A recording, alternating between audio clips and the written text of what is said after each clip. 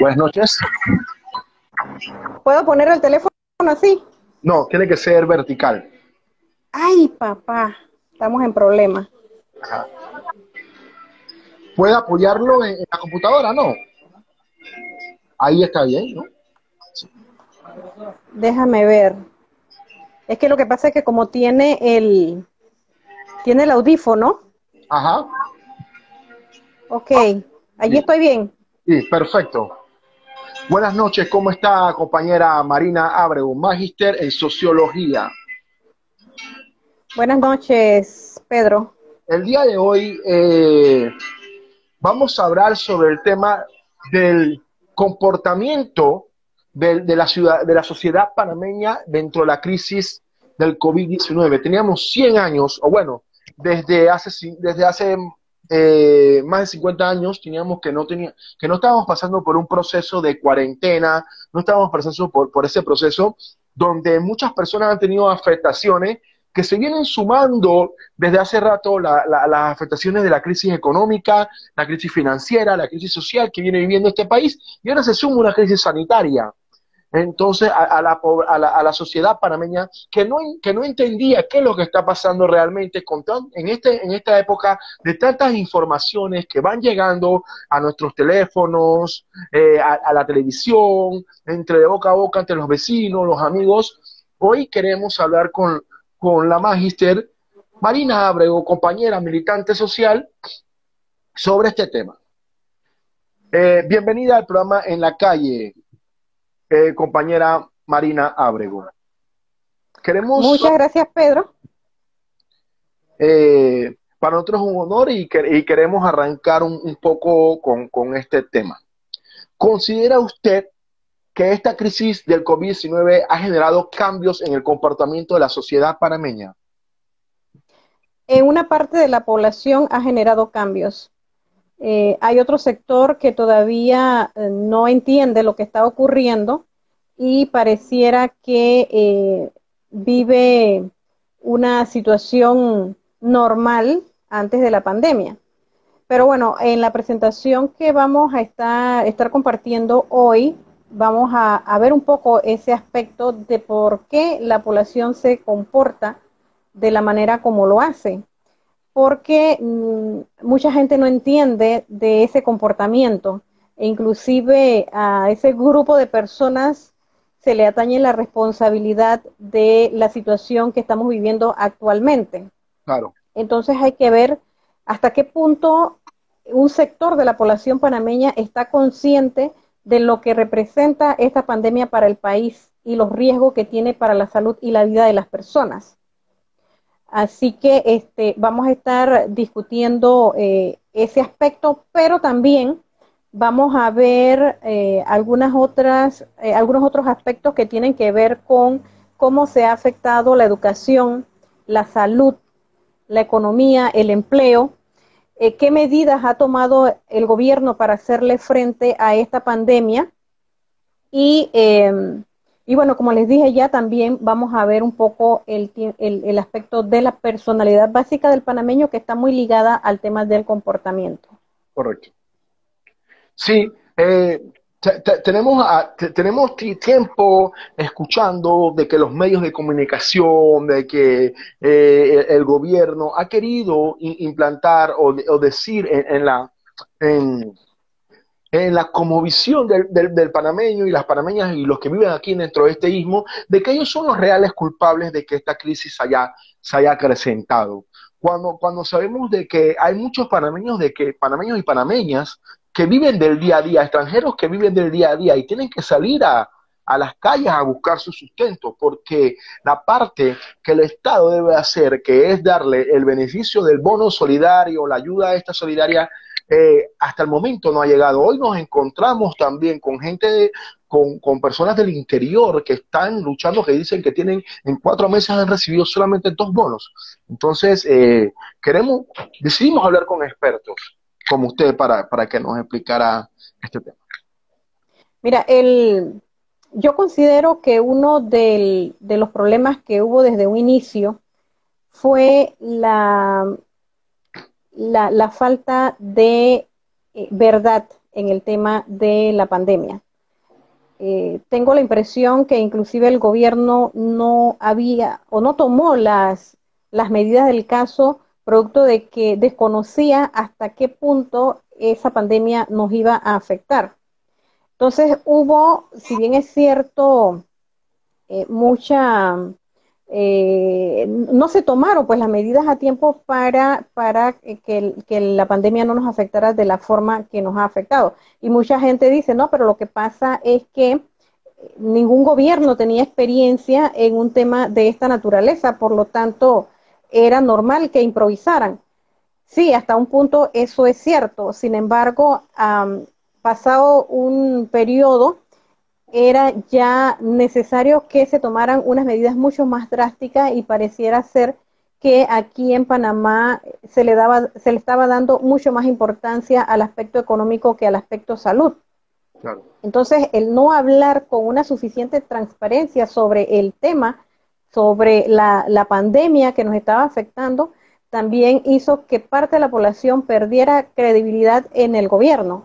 Yo recuerdo que cuando empezamos este tema, la gente tenía, diríamos que algo de temor y se cuidaba un poco más, pero pasado cierto tiempo se empezaron a relajar las medidas, la gente no vio seriedad en el tema porque resulta que los voceros del gobierno un día decían una cosa y otro día decían otra, y cuando eso ocurre de esa forma, la gente va perdiendo credibilidad. Claro. Adicional a eso, la cantidad de información que ha circulado en las redes sociales, la experiencia de otros países, ha circulado mucha información cierta, pero también mucha información falsa, y la gente no sabe cómo discriminar esa información que le llega. Entonces, esos aspectos relacionados con lo que es la personalidad básica del panameño es lo que tienen a la población como la tienen. Y adicional, como tú dices, ¿no? Hay mucha gente que después de cierto tiempo ha tenido que salir a la calle a buscar el sustento diario. El bono solidario que llaman no le llega a todo el mundo, las bolsas de comida no le ha llegado a todo el mundo, y la gente tiene que ver cómo hace para buscar el sustento diario, y lo podemos ver todos los días. Aquí al frente de mi casa pasan a veces fila de gente vendiendo verduras, vendiendo frutas y una serie de productos para poder llevar el sustento a sus hogares. Y Claro. esa gente definitivamente que está en riesgo. Claro, se ha buscado la improvisación por parte de la ciudadanía para buscar su sustento. También nos encontramos con casos de casi 250.000 personas que entraron en el espacio de cesar su trabajo, que han quedado suspendidos, como ellos dicen, no sé si es la forma legal de decir, y que tampoco, porque como están suspendidos contratadores, no los han puesto tampoco en la lista de suspensión de trabajo, y estos no han recibido aún lo que es el bono solidario y la ayuda. Y muchas poblaciones Correcto. hemos estado en la calle y nos hemos encontrado con una trata de vicisitudes. Pero esta pregunta que quiero hacerte es más ya para los hogares, en lo que se encuentra en los hogares o las casas, ¿no? En estos comportamientos de la sociedad panameña, así, ¿cómo viene afectando el tema de la convivencia interfamiliar? Bueno, la información que tengo es que la convivencia familiar se ha tornado un poco difícil. En algunos hogares ha provocado muchos conflictos. Tenemos el tema de los niños en la casa, algunos recibiendo clases virtuales.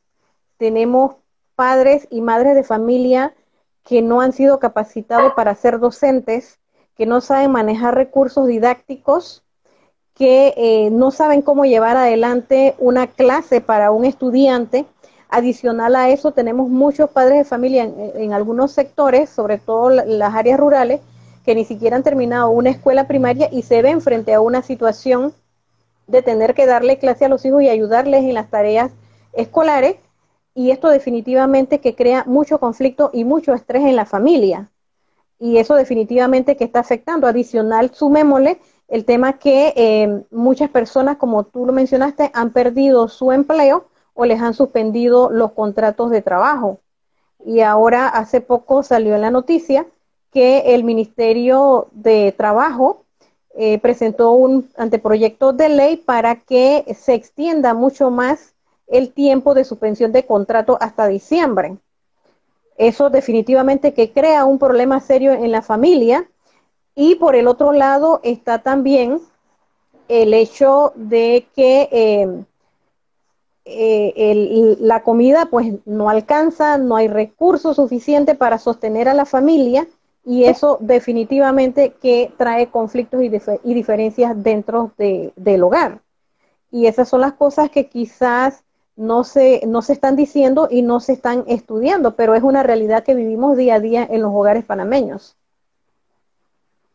Claro, o sea, este problema que se viene arrastrando a la sociedad antes de la crisis del COVID, dentro de este espacio de que las casas pequeñas, cada miembro de la familiar no tiene un espacio propio, o sea, este ahogamiento se viene sumando de hace rato de varios gobiernos con corte neoliberal que han venido aplastando a la población panameña.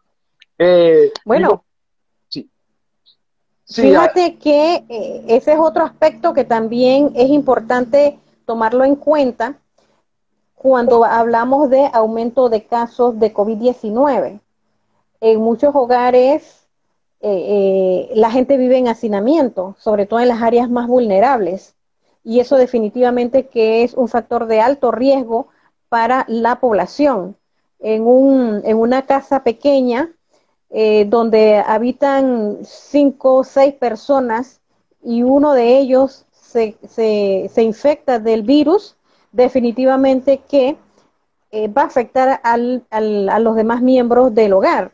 Entonces, esos son aspectos que hay que tomar en cuenta a la hora de tomar medidas y hacer evaluaciones de los contagios, porque pareciera ser que lo que ocurre es que hay un patrón o sí, diríamos que un patrón o un modelo de familia muy enquistada en la mente de la gente, donde una familia común panameña es miembro, una familia de 4 personas, papá, mamá, hijos, en una casa amplia, pero esa no es la realidad de la mayoría de la población que vive en este país.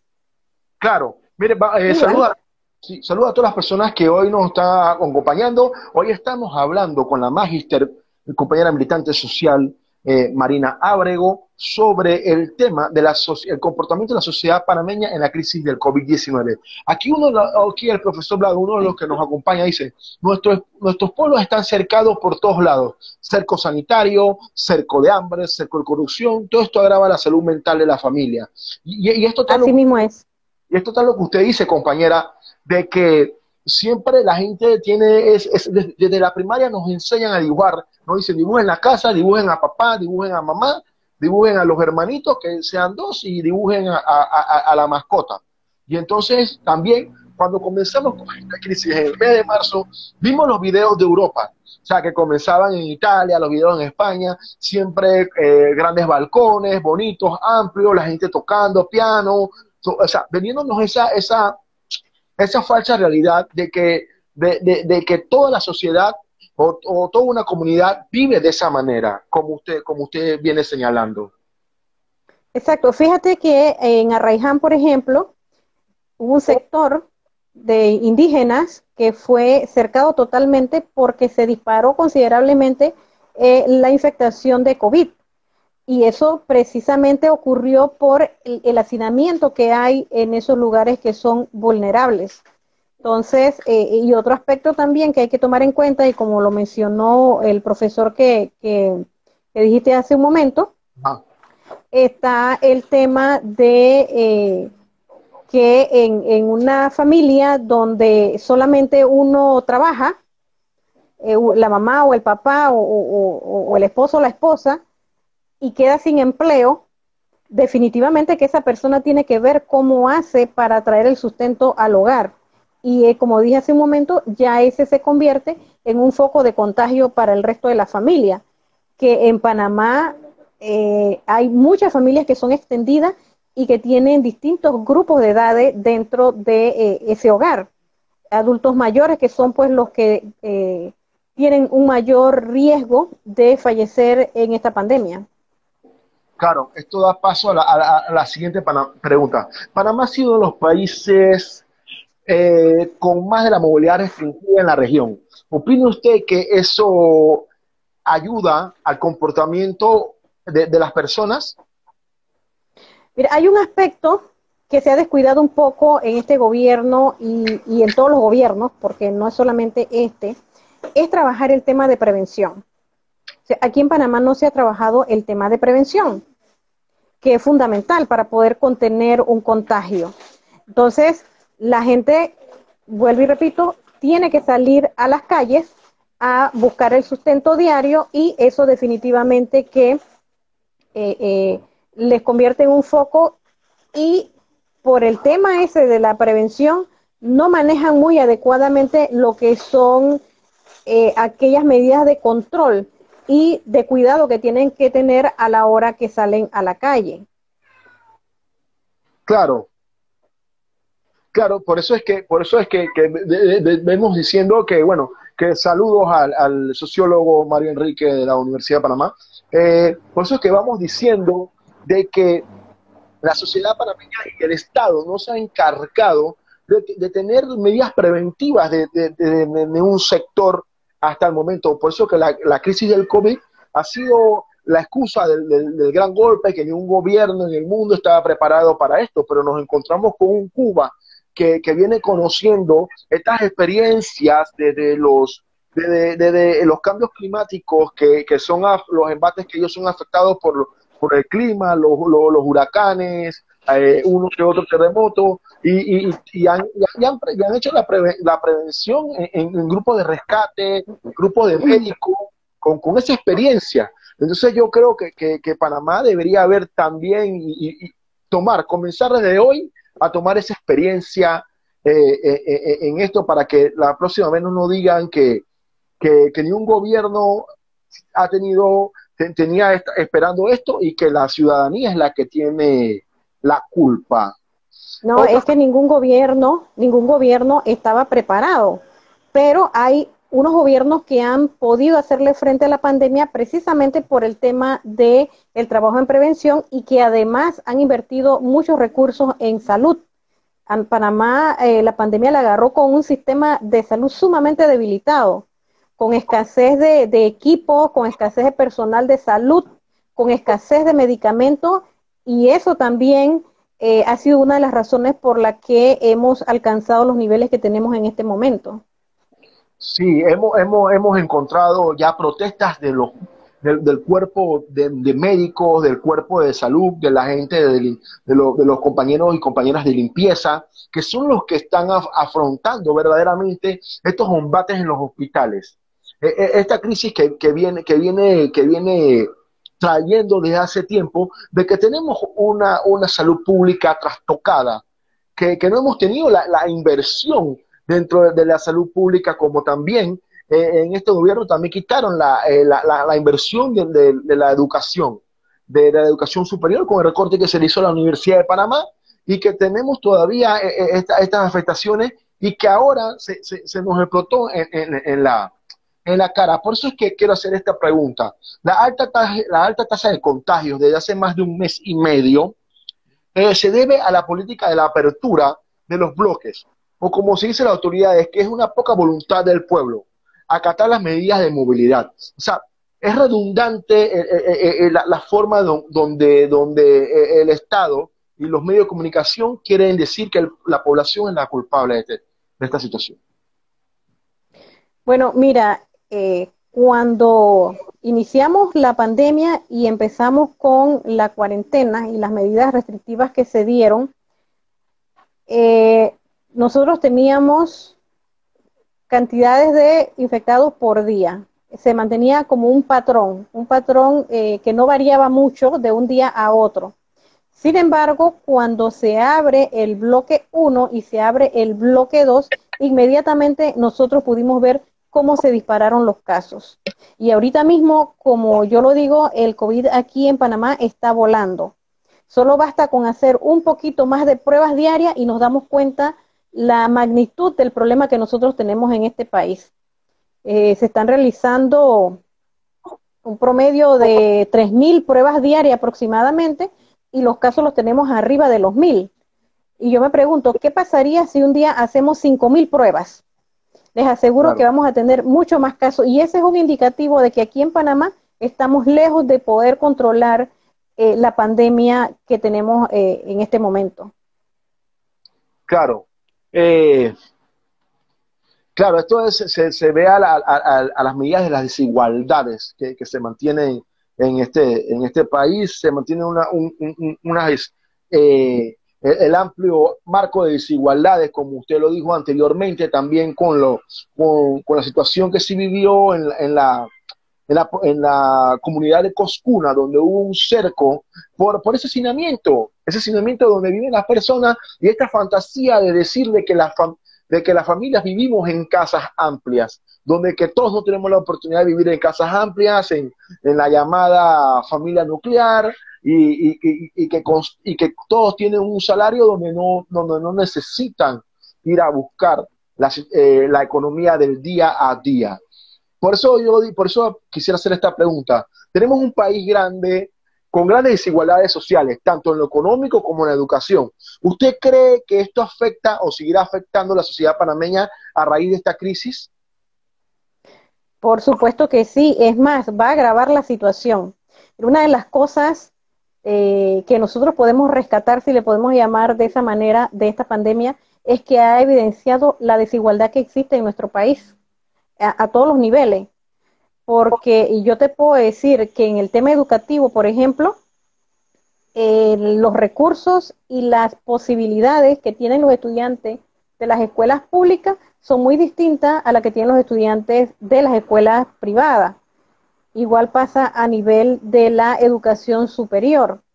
En el aspecto salud, definitivamente que hay una diferencia muy grande entre una persona que se atiende en la caja del Seguro Social, donde no hay camas, donde el personal está agotado, donde no hay recursos suficientes para atenderlo, que uno que se atienda en un hospital como el Hospital Paitilla o el Hospital Costa del Este. Son dos situaciones distintas. Con respecto también al tema de la economía, yo no puedo hablar, por ejemplo, de pedirle a alguien que no tiene trabajo, que estudió, diríamos que hasta primaria, y que sale a buscar su sustento diario, que se mantenga en su casa, a decirle a una persona que está cobrando su salario, que tiene recursos y que puede mantenerse en su casa sin ningún problema. Entonces, allí está la diferencia y allí están todas esas desigualdades que nosotros estamos viendo. Es muy común, por ejemplo, una persona que tiene que trasladarse a su trabajo en un autobús a una persona que tenga un auto para trasladarse a su puesto de trabajo. Entonces allí, como puedes ver, hay una diferencia muy grande tanto en el uso de los recursos como en el riesgo de adquirir.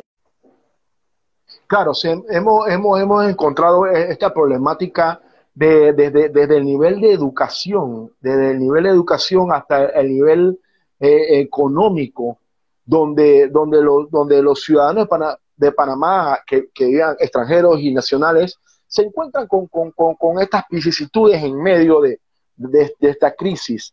Están bien reafirmadas lo que usted dice, la movilidad de las personas para llegar hacia su trabajo, el tiempo que le toma estar en el trabajo, el tiempo de la alimentación. Nos encontramos con personas que ahora han tenido, que son como los que únicos que están recibiendo un salario en este momento, que han tenido que mantener a 2 o 3 partes de su familia para poder subsistir. Y que nos encontramos también que el Estado, el gobierno, no ha hecho un estudio socioeconómico real de la situación, de cuánto es el bono económico que se le tiene que dar a las personas. También nos encontramos hace un par de meses con algunas comunidades donde pudimos llegar con las afectaciones, donde ellos les decían que no era digno recibir la bolsa en ese momento, que ellos pedían el bono económico porque habían otras necesidades que ellos querían, como los pampers, el uso de eh, los productos de higiene, los productos de pañales para adultos, medicinas, dietas especiales para las personas que están sufriendo un embate por la salud pública de este país. Compañera Marina, dice que usted no tenía algo de estadística para presentarnos. Como este medio no se puede hacer compartir, si no las puede leer para ver si sería factible de su parte. Bueno, mira, voy a abordar el tema de educación Por y favor. voy a mencionar algunos datos estadísticos para que nos ubiquemos en el contexto de la situación actual. Mira, a nivel mundial, los estudios indican que 1.500 millones de estudiantes alrededor del mundo han tenido que dejar las escuelas.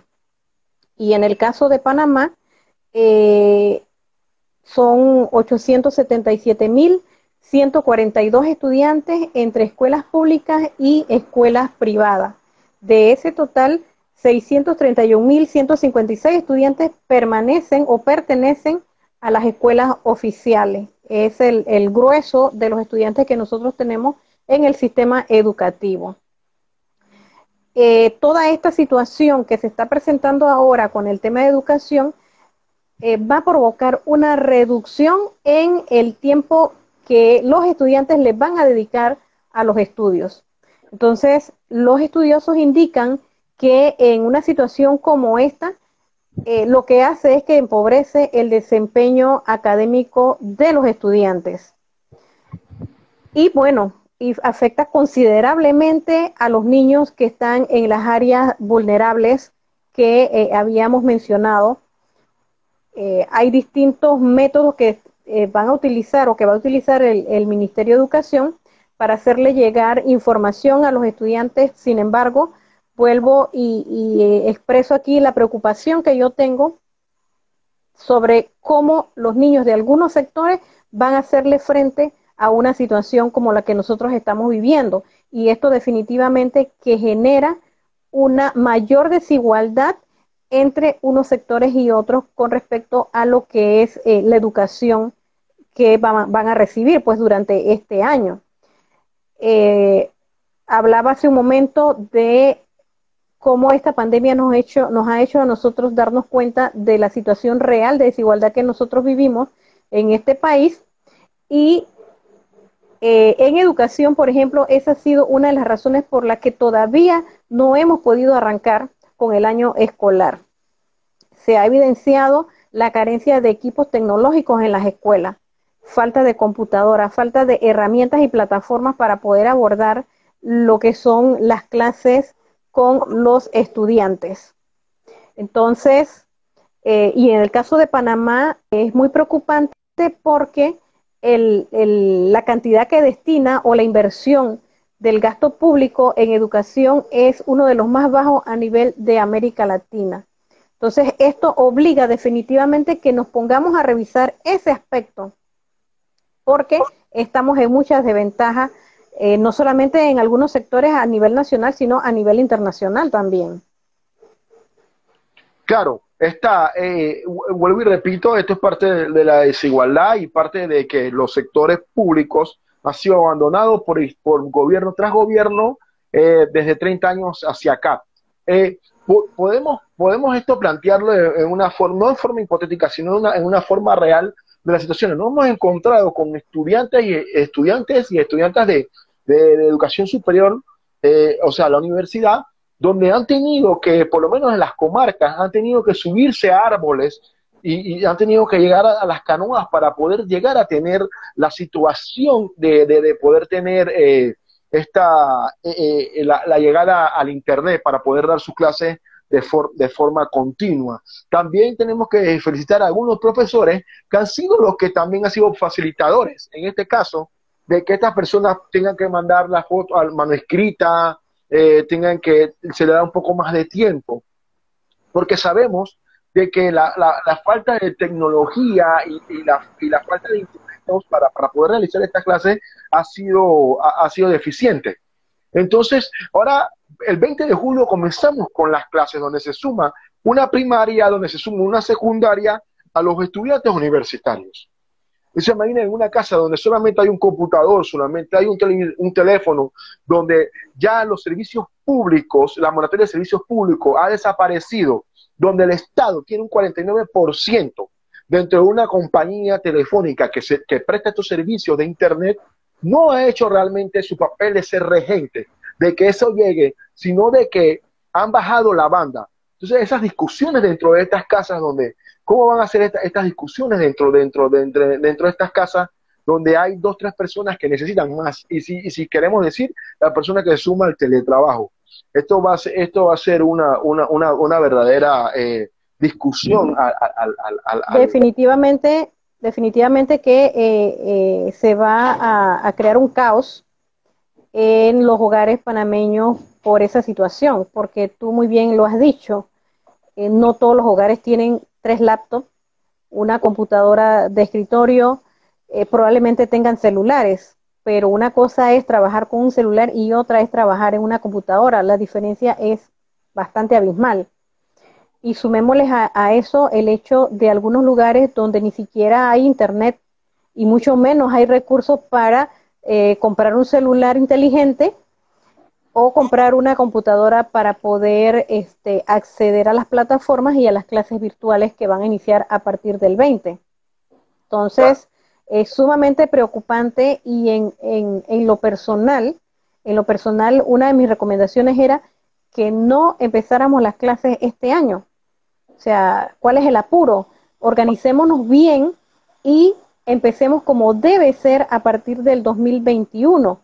Los gremios docentes están pidiéndole al gobierno que libere la banda ancha para que haya acceso a internet en todos los lugares, pero eso como que ha caído en saco roto en oídos sordos, porque no hemos escuchado nada al respecto. Entonces el 20 veremos qué es lo que va a pasar y creo que a lo mejor no vamos a tener la posibilidad de conocer la situación real, porque como ya sabemos el tema del encerramiento y demás no va a permitir que conozcamos la realidad que están viviendo muchos hogares con este tema.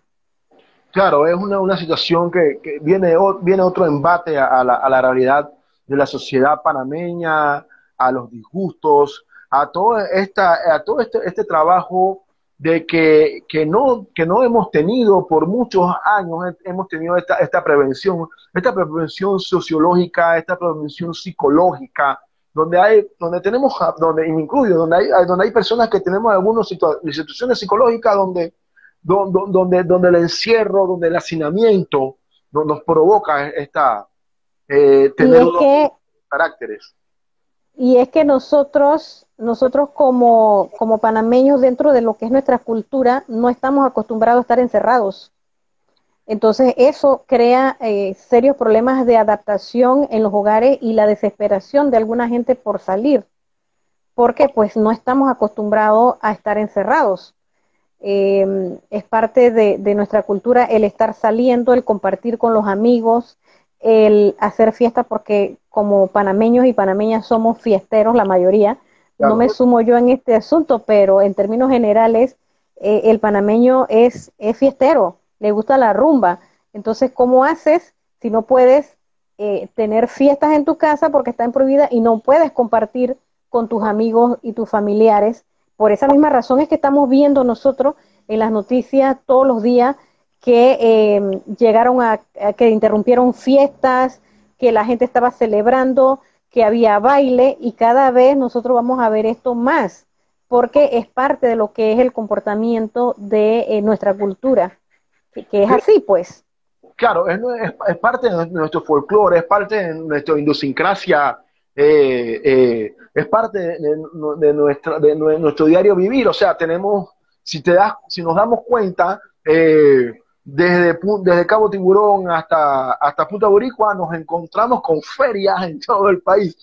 Ferias del cangrejo, naranja, feria del mango. Entonces, nos encontramos con estas situaciones feriales. Entonces nuestra idiosincrasia es así, y en toda nuestra pluriculturalidad, en los grupos afro, en los mestizos, los indígenas, o sea, nos encontramos con este tipo de celebración. Así que es verdad lo que dice, nuestra convicción caribeña es ser alegre, es tocar hasta cuando nos damos cuenta, hasta los entierros, que es donde nos debemos sentir abatidos, es que nos encontramos siempre a alguien que al final un tambor, una música para recordar a nuestros difuntos. Yo creo que esta Mira, pregunta. hay,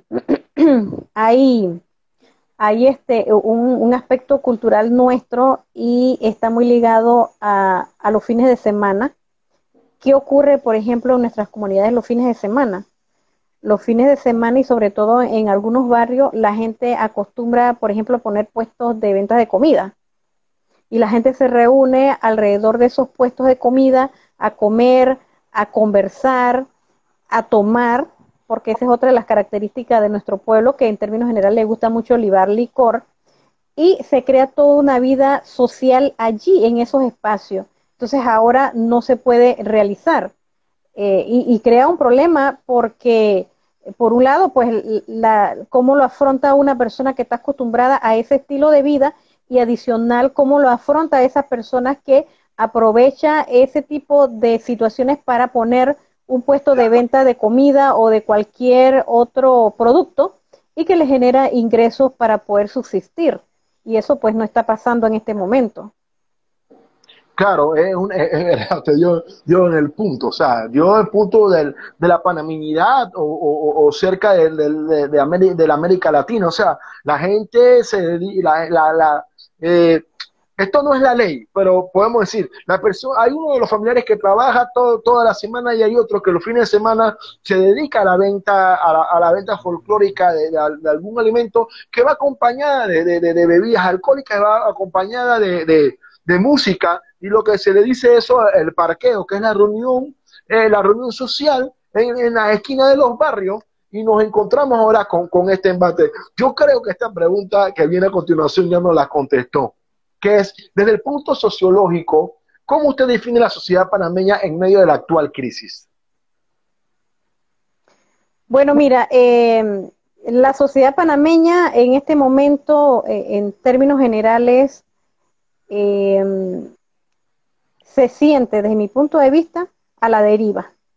Es lo que yo he podido observar. Pareciera ser que ha sido abandonada a su suerte.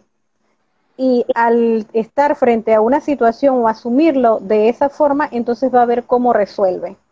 Tú hablabas hace poco con respecto a las bolsas de comida. Lo ideal hubiese sido que se hubiesen tomado medidas para que la gente realmente no saliera de sus casas. Y esto solo se podía lograr garantizándole la alimentación y los medicamentos. Pero empezaron a repartir unas bolsas de comida que no cubrían las necesidades de una familia. Unas bolsas de comida que solo alcanzaba para 2 días y el resto del tiempo, ¿qué? Una bolsa de comida cada 15 días en algunos casos, porque en la mayoría de los casos eso no ocurrió. En algunos lugares muy apartados, bolsas de comida que llegaron con productos dañados, Claro. porque no se tomaron en cuenta esos aspectos. Entonces, si yo voy a facilitarle la cuarentena a la gente y le voy a pedir que se quede en su casa, entonces yo tengo que garantizarle mínimamente que sus necesidades básicas estén cubiertas, porque de otra forma la gente se ve obligada a salir a buscar su alimentación. Tú ves, por ejemplo, los bonos. En este momento, cuando se dan los bonos, las filas interminables que se forman en los supermercados, donde la gente no toma en cuenta el distanciamiento físico, porque da hasta miedo cuando uno se acerca a un supermercado y ve esas filas interminables. Y definitivamente que esto crea un problema. Lo ideal hubiese sido que esos 50 millones que se destinaron para ayudar a la gente se hubiera canalizado a través de esa forma. Algunos dirán, bueno, pero ¿cómo van a hacer para repartirle comida a toda la gente? Aquí hay maneras de hacerlo. Tenemos unos estamentos de seguridad que se mueven por todo el país que pudieran muy bien haber apoyado en ese aspecto. Tenemos el tema del voluntariado que también funciona y desde mi punto de vista fue un error darle esa potestad a algunos representantes de corregimiento que entonces utilizaron los bonos como una forma de hacer campaña política y de dársela a alguna gente y no a todas las personas. En términos generales, no estoy diciendo que en todos los casos, pero en términos generales eso fue lo que pasó. Entonces la población, desde mi punto de vista, se siente abandonada por el gobierno que, aunque yo no estoy de acuerdo con el tema del paternalismo, en una situación como esta tenía que asumir mayor responsabilidad con la población. Claro, sí, dándole pie a su respuesta, entendemos de que el paternalismo no es la solución. También sabemos de que tenemos vamos con las juntas comunales. Yo creía que los gobiernos locales era el momento, como eran los conocedores de sus pequeñas comunidades, eran los que iban a salvaguardar realmente la necesidad de cada población. Yo estuve cerca del trabajo comunitario, donde en uno de los corregimientos más pequeños, el corregimiento más pequeño de San Miguelito, donde trabajé el mapeo de 11.500 personas y 6.000 casas. Era lo que teníamos un registro de hace 2 años, de 2017. Posteriormente, cuando llegamos, encontramos otras vicisitudes donde habían crecido las casas, o sea, casas verticales, donde había la población había crecido con la llegada de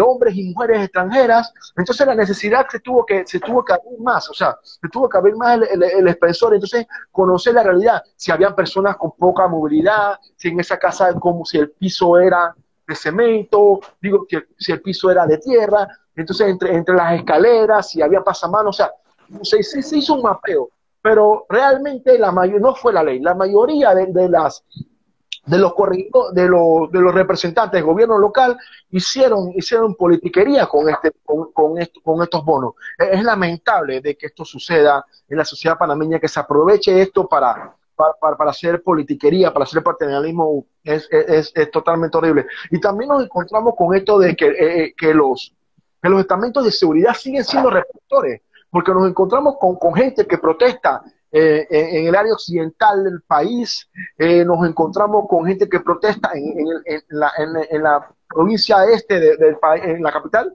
en la parte este de la provincia de Panamá, en el oeste, que son los lugares más apartados a la misma ciudad, y la policía no mide consecuencias de disparar, consecuencias de herir, consecuencias de llenar de gases a una población que está buscando su sustento, y también una población no organizada, porque estuve dentro del meollo entendiendo de que hay una población no organizada que no entendía por qué la policía le disparaba, porque ellos estaban solicitando alimentación, porque estaban solicitando su derecho a no tener hambre. Y los medios de comunicación, también te encuentras con medios de comunicación donde encuentras filas de personas que son atrapadas por X o Y motivo, incumpliendo la cuarentena por X o Y motivo, de lo que hemos hablado acá, de las desigualdades, de la falta de economía, y que son exhibidas por los medios de comunicación, haciendo los aseos con forma de castigo. Y para terminar, el tema del chico de Colón, donde fue vendiendo pescado, ¿no? Que de una situación confusa con un miembro de la policía, donde siguen reprimiendo a la población panameña. Bueno, pero es que no hay que olvidar cuál es la naturaleza de los estamentos de seguridad. O sea, ellos están actuando consecuente a su naturaleza. Los estamentos de seguridad son represivos. Esa es una de sus funciones. Y otra de las funciones es precisamente mantener el status quo de los grupos que están en el poder. Entonces, ellos van a cumplir las instrucciones que les den con respecto a ese tema. Y aquí no es que estoy defendiendo a nadie, pero eso es lo que ocurre. No podemos esperar que, aunque sería lo ideal, que la policía se pusiera del lado de la gente que está protestando, porque esa no es su naturaleza, o esa no es la función que le corresponde. Entonces, ellos están simplemente respondiendo a la naturaleza para la cual ellos fueron creados. Claro, estamentos de represión. Ya llegando casi a los 5 minutos, llegando ya al final del programa, vamos a leer un poco de lo que nos dicen las Tan personas. rápido, ya me estaba emocionando. También, lamentablemente, los médicos, los trabajadores al inicio, dice el sociólogo Ricardo Piga, los médicos, los trabajadores al inicio eran los héroes. Las autoridades han abandonado a su suerte el pueblo panameño. Pareciera que su gobierno es para los empresarios. Los trabajadores, acá, los trabajadores, dice nuevamente el licenciado sociólogo Coniga, los trabajadores de la salud han sido abandonados en todos los sentidos, falta de insumo y relevos de turno. Dice el compañero Eiromos, totalmente de acuerdo, la ayuda tiene que haberse canalizado a través de los estamentos de seguridad, que llegan a todas partes del país, ellos son los que más conocen a las comunidades, me imagino. Por ejemplo, las comunidades. Gustavo Inish, el liceo Gustavo Inish dice, la multa es por trincar exponencialmente $50.000 a una persona que estaba recibiendo el bono digital. Sí, también nos encontramos, es como usted dice, nos encontramos esa discriminación también. ¿A quién le das una multa de tanto y contra quién te encuentras con una multa? Correcto. Llamó mucho la atención porque ¿cómo es posible que una persona que no tiene recursos y está allí porque está buscando el bono solidario y definitivamente que lo está haciendo porque no tiene otra manera de poder conseguir su alimentación, le pongan una multa de $50.000? ¿Cómo hace esa persona para poder cubrir esa multa? O lo metes preso o qué otra vía vas a buscar. Entonces, no me parece justo ni correcto que una persona, porque esté buscando su comida, lo apresen o le pongan una multa de esa cantidad. Claro, es total. Y vuelvo y caemos en el tema nuevamente de que no se le ha garantizado a la población el cubrirle sus necesidades básicas, porque si las cosas se hubiesen hecho como lo hemos estado planteando desde hace rato, la gente no tendría por qué ir a los supermercados a buscar ningún bono o hacer efectivo esos bonos que les están dando y poniéndose en riesgo. ¿Y qué hace una persona, por ejemplo, que vive sola, pongamos hipotéticamente un caso así, que vive sola, que está enferma y que no tiene que comer? O sales, o te mueres de hambre, o te mueres de COVID. Entonces, Claro. ¿qué alternativa te queda, no? Claro, nos han empujado hacia ese momento. Es como dice el licenciado Coniga, nos han empujado a ese espacio. Ha sido un gobierno para los empresarios, para el poder económico ha sido este gobierno. Ya llegando Exacto, y mira, Sí, la escucho. yo quiero resaltar aquí algunos aspectos que nos hacen ver, y lo que tú acabas de decir, realmente cuál es el sector que importa en este país. Tenemos los bancos. O sea, los bancos recibieron un apoyo de $500 millones para poder sobrevivir o subsistir de esta pandemia cuando se sabe que no necesitan esos recursos, porque ellos se han cubierto de tal forma que puedan hacerle frente a esta situación. Creo que aquí los únicos que no están perdiendo son los bancos, no están perdiendo los empresarios que venden comida, no están perdiendo los grandes productores, y quienes están sintiendo esto realmente es la población más necesitada y más vulnerable que nosotros tenemos en este país. Claro. Sí, nos encontramos, es real, o sea, nos encontramos con préstamos, con deudas que tenemos que un día tener a un economista más para que nos hable sobre esos préstamos que se le han hecho al FMI, al Banco Mundial. O sea, correcto, imagínate que son $2.500 millones. $2.500 millones que si se hubiesen usado de la forma correcta, aquí ya nosotros hubiésemos podido controlar esta pandemia o estar a punto de controlarla, pero no ha sido de esa manera. Y lo que ha ocurrido es que se ha aprovechado esta pandemia para cometer actos de corrupción. Ustedes conocen perfectamente todos los escándalos de corrupción que han habido en este año de gobierno y que están muy ligados al tema de la pandemia. Entonces, allí se ha ido una gran cantidad de recursos que muy bien se hubiera invertido en mejorar las condiciones socioeconómicas de las personas, de los panameños y las panameñas que habitamos este hermoso país. Claro, nos hemos encontrado con un gobierno que perdió la orientación o bueno, metió las manos en este momento de crisis que viene agravando la crisis económica que se viene arrastrando, la crisis financiera, y que solamente ha respondido a los intereses, a los poderes económicos y dándole a la banca salvaguardar e inventando una moratoria que ni siquiera era real. Vamos a leer este último este último comentario. Richard Phantom dice: claro que se pudo llevar a todo hogar la ayuda, sin embargo, no se ha dado las bolsas de comida que entregan, no van a cobrar las canastas básicas familiar y fuera los medicamentos y desinfectantes. Es verdad, eso es lo que se viene diciendo. Correcto. ¿Cuánto cuesta la canasta básica familiar? No vamos a hablar de la canasta básica familiar, vamos a hablar mínimamente de la canasta básica de alimentos. O sea, esas bolsas de comida tenían que cubrir esa necesidad, la necesidad de una familia con todos los productos que se requiere para poder subsistir por lo menos durante una quincena. Y la canasta básica familiar de alimentos está por arriba de los $300 y a la gente se le está dando un bono en un principio de $80 que no alcanzan para nada, después lo subieron a 100, que tampoco resuelve, porque un súper de $100 no le alcanza a una familia para sobrevivir durante una quincena mínimamente. Claro, nunca hubo ese estudio. Saludos a las compañeras y compañeros de FEDAC.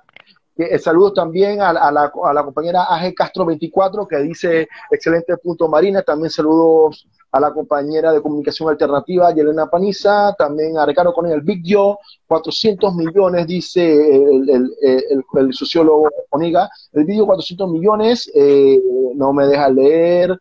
Más de préstamos al gobierno nacional. Todos esos millones no se han destinado a todos los panameños. El país se ha endeudado más a nivel mundial y el poder económico. Esta es la última pregunta, nos quedan 2 minutos. Ha sido bastante recurrente esta pregunta durante toda nuestra conversación con la magíster, socióloga, militante social, tenemos que decir todo esto, la compañera Marina Ábrego. Todo el currículum. Sí, porque es así, o sea, acá en la calle se está trayendo gente que conoce, que viene de la lucha social, gente militante que conoce lo que es los embates en la calle, los embates de los campesinos, los embates de los indígenas, que conocemos en carne propia y que hoy nos hablan como profesionales. Hoy otros 400 millones para quienes, dice el FEDAC, los compañeros de FEDAC. Bueno, ¿usted considera que la idiosincrasia panameña es parte del problema para solucionar la actual crisis o la poca voluntad del gobierno y su forma de hacer políticas públicas? Mira, hay varios elementos. Hay varios elementos que hay que tomar en cuenta. No sé si me va a alcanzar el tiempo, pero para poder nosotros entender el aspecto de la personalidad básica del panameño tenemos que remontarnos a la época colonial. Nosotros fuimos colonizados por españoles. ¿Y quiénes eran esos españoles que llegaron aquí a este continente? Conocemos muy bien que eran ladrones, piratas y todo ese grupo de personas que no eran muy bien vistas en España y que los mandaron para acá y que trajeron todos sus males. Entonces, Carlos Malgrat, que fue un psicólogo muy connotado en este país, él hizo un estudio sobre estos aspectos y nos dice pues que la cultura nuestra durante muchísimos años todavía persiste en algunos rasgos de la influencia de los españoles, que era una cultura autoritaria y dominativa. Entonces, eso, ¿qué provocaba en la gente? Que esa situación los llegaba a tener altos niveles de ansiedad, los llevaba también a utilizar mucho lo que era la mentira. Se utilizaba mucho el tema del castigo y generaba también un comportamiento de conformidad, culpa y sumisión por parte de las personas. Y una menor respuesta al tema de la honestidad, la cooperación y una conducta integrativa. Entonces, allí se genera, de alguna forma, lo que son los aspectos o los rasgos de la personalidad básica del panameño, que genera, como dijimos hace un momento, una actitud muy ligada a la rumba y a la fiesta, a la toma de licor, por ejemplo, y algunos otros comportamientos como el famoso juega vivo que tanto daño ha hecho a este país. Todos esos actos de corrupción que han cometido los distintos gobiernos, porque no es este. Ayer creo que hablaba del tema de la corrupción en otro panel y hacíamos una comparación de cuántos actos de corrupción habían ocurrido en cada gobierno y nos hemos dado cuenta pues que eso ha persistido durante la historia de nuestro país y que genera en la población también esa actitud de ver cómo yo me beneficio, cómo yo no hago el mayor esfuerzo, sino que me conformo con lo mínimo, no exigir, aceptar mi realidad sin cuestionar. Entonces, todos esos aspectos ligados a lo que es el inmediatismo también de la población panameña que está, pues, en términos generales acostumbrada a conseguir las cosas de una forma fácil. Entonces, todos esos aspectos van influyendo en ese comportamiento de la población. Pero muy ligado a eso también está la actitud del gobierno frente a la situación que nosotros estamos viviendo en este momento, que es una actitud de desamparo hacia la población. Claro, hemos venido heredando desde los tiempos de la colonia hasta la bendita independencia por parte de los criollos que fueron familiares de la herencia de los españoles, estos nobles que nos mandaron a la conquista, que han sido mercantilistas, que han sido todas estas cuestiones, porque nos repetimos los mismos apellidos. Los mismos apellidos. La semana pasada, el 3 de julio, muere el compañero Andrés Galván, donde se hablaba de la marcha del hambre y la desesperación, y te encuentras los mismos apellidos que eran los que se oponían al pueblo panameño, al pueblo colombiano. Correcto. En ese momento. Pero entonces, es que lo que pasa es que en la época colonial, quienes ocupaban los cargos más importantes eran los españoles, iban bajando los mestizos y así hacia abajo, ¿no? Claro, era una cuestión racial. Bueno, y eso persiste todavía. Esa discriminación, por eso que nos encontramos con barrios donde hay vicisitudes, nos encontramos con un Colón golpeado estructuralmente. Lamentablemente hemos llegado al final de esta gran conversa con la magíster Marina Ábrego, militante social del movimiento social panameño, mujer feminista destacada en la lucha, y todas estas flores porque son reales. Quiero despedirme con un aspecto del compañero Eduardo Galeano. El mundo es una gran paradoja que gira en el universo. Esto a paso de aquí a poco los propietarios del planeta prohibirán el hambre y la sed para que no falte el agua y no falte el pan. Saludos, mi respeto. Esperamos quiero aprovechar para agradecer a todos los colegas que han estado participando.